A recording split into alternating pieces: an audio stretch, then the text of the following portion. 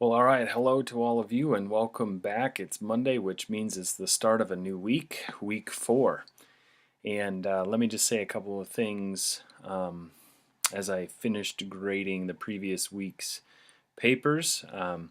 As always, um, be mindful of the parts of the paper that we grade on. Expected to have an introduction as well as a body or the main content substance of the paper, and then wrap it up with a short conclusion. It may be 3 to 4 sentences, but to get the most points available to you, your conclusion ought to highlight the most important aspects of your paper, which you just finished talking about, but also um, the conclusion serves as a way to help me remember what your paper was about. So be mindful of that as you write this week's papers, and I look forward to reading those. But as far as week 4 goes, we're moving on to learn more about the context um, of where Christianity was birthed during the time of Christ and afterwards in the book of Acts.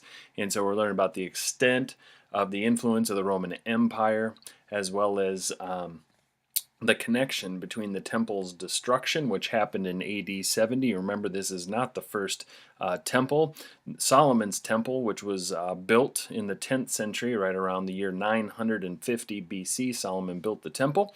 And it stayed up for about 400 years. And then in the year 586 or so, the Babylonians conquered Israel and destroyed the temple, Solomon's temple at that time. And then again, the temple was rebuilt, so we have a second temple.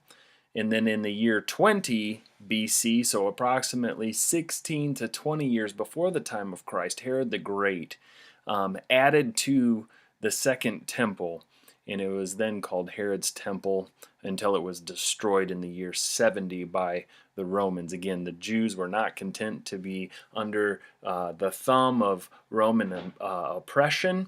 They were tired of being taxed, which taxes, we think our taxes are bad. It was nothing compared to the first century and being under Roman authority.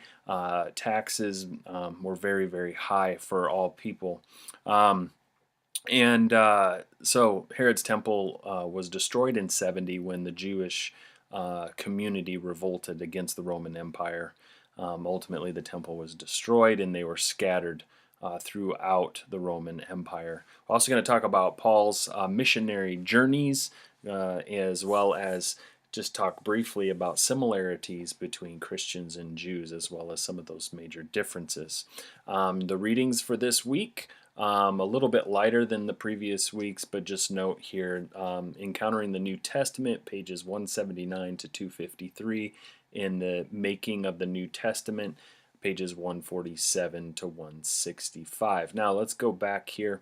Also, please be aware there are some videos for you to watch to help you in your class discussion and in your application assignments. Discussion questions for this week. All right, the first one just simply is, why was the Roman Empire and its infrastructure so important to the spread of early Christianity? Again, 150 word minimum.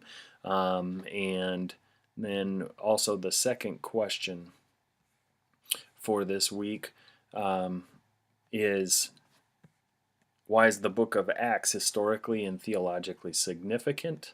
And then your two papers, as usual for this week, are, let's get down here to it really quick, in 1 to 2 pages, discuss both the details surrounding and the significance of Paul's conversion found in the book of Acts. You can turn there, use your Encountering the New Testament textbook to help you, as well as any of the resources listed in the week 4 Explore section. And then finally, your application for this week is again 1 to 2 pages, compare and contrast the views and beliefs of early first century Christians and Jews. You need to be very careful here, friends. Okay, you need to remember that the first Christians were Jews.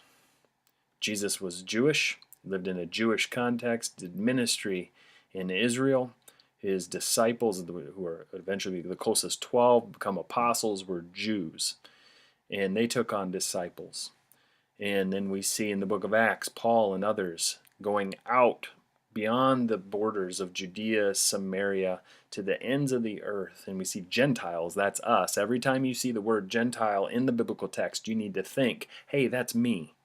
I'm a Gentile. We're not Jewish by birth.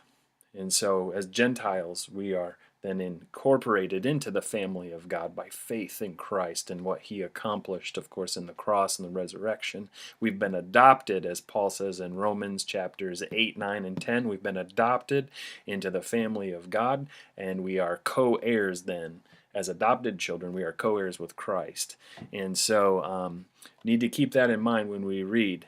And we're talking about the beliefs and the differences between first century Christians and Jews. So be very, very careful about what you say there, okay?